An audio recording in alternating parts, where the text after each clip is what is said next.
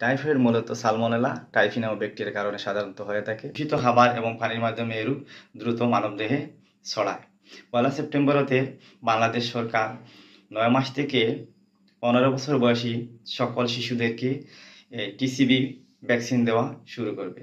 তো এই ভ্যাকসিন দিতে হলে সাধারণত নিয়মেই অনলাইনে রেজিস্ট্রেশন করতে হয়। তো আজকে দেখিয়ে দেওয়া হবে আপনাদের কীভাবে অনলাইনে টিসিবি টিকা রেজিস্ট্রেশন করবেন। সাথেই থাকুন। মোবাইল অথবা ল্যাপটপ থেকে ক্রোম ব্রাউজারে ক্লিক করতে হবে। ক্রোম ব্রাউজারে ক্লিক করলে আমরা সেখানে অ্যাড্রেস বার পাবো। সেই অ্যাড্রেস বারে লিখব vaccine.epi.gov.bd।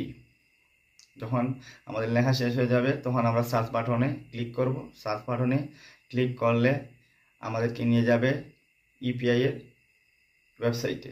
সেখানে সর্বপ্রথমে আমরা দেখতে পাবো সিটিজেন পোর্টাল নামে একটা ওয়েবসাইট। ওইটি হচ্ছে এক্সপেন্ডেড প্রোগ্রাম অফ ইমিউনাইজেশনের ওয়েবসাইট।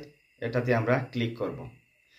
এটাতে ক্লিক করার ফলে দেখুন আমরা আরেকটা নতুন ইন্টারফেসে চলে এসেছি। সেই ইন্টারফেসটা হচ্ছে টিকা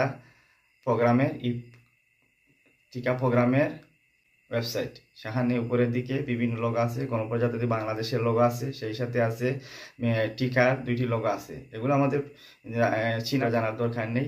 তারপর নিচের দিকে স্ক্রল করলে আমরা দেখতে পাবো এখানে 2 ধরনের টিকা আছে, টাইফয়েডের টিকা, HPV টিকা, কিন্তু এগুলো আমাদের দরকার নেই। আমরা নিচের দিকে স্ক্রল করে গেলে সেখানে দেখতে পাবো আরও 4টি অপশন আছে। সেই অপশনগুলো প্রথমে আছে নিবন্ধন করুন, তারপর আছে ভ্যাকসিন কার্ড ডাউনলোড করুন, ভ্যাকসিনের সার্টিফিকেট উত্তোলন করুন, HPV টিকা নিবন্ধন করুন।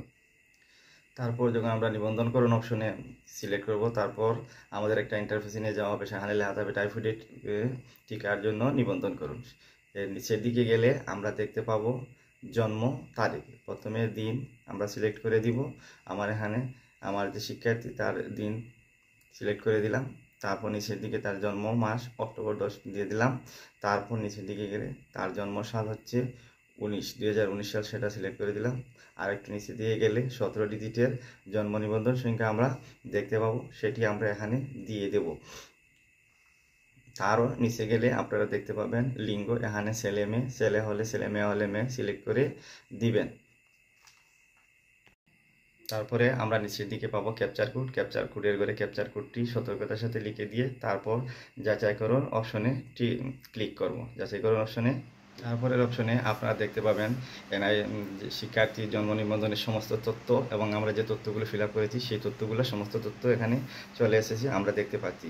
নিচের দিকে আমরা একটা ভ্যালিড মোবাইল নাম্বার দিয়ে দিব। তারপর নিচের দিকে আরও কিছু অপশন আছে, পাসপোর্ট, ইমেল। এখানে লাল চিহ্নিত অপশনগুলো আমরা সিলেক্ট করে দিব, বাকিগুলো না করলেও চলবে। তারপর নিচের অপশনের দিকে গেলে নিচে আমরা যদি স্ক্রল করে যাই নিচের দিকে দেখতে পাবো এখানে বর্তমান ঠিকানা, অর্থাৎ যেখানে বসবাস করে শিক্ষার্থী সেখানে বর্তমান ঠিকানা আমরা ধারাবাহিকভাবে দিয়ে দিব। প্রথমে বিভাগ, তারপরে জেলা, থানা বা উপজেলা, তারপরে আমরা ইউনিয়ন সিলেক্ট করে দেব।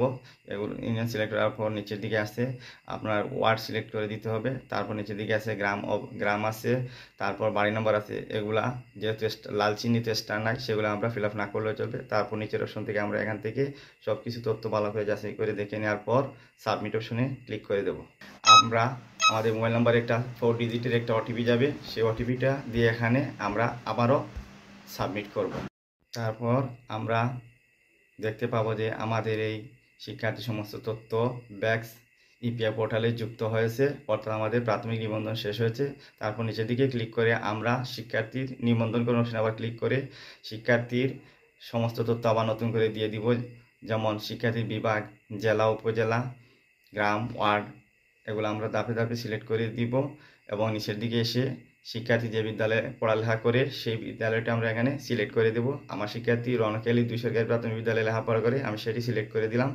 এই সমস্ত সব কিছু ফিল আপ হয়ে গেলে ভালোভাবে দেখে তারপর নিচের দিকে এসে আমরা সাবমিট করে দিব। সাবমিট করলে আবেদনপত্রটি অটোমেটিক সার্ভারে চলে যাবে। তারপরে আমরা এখানে দেখতে পাবো 3টা অপশন আসছে যে ডাউনলোড করুন। আমরা এখান থেকে ভ্যাকসিন কার্ড ডাউনলোড করে নেব। দেখুন ভ্যাকসিন কার্ডটি আমি ডাউনলোড করে দেখিয়ে দিচ্ছি। ধন্যবাদ।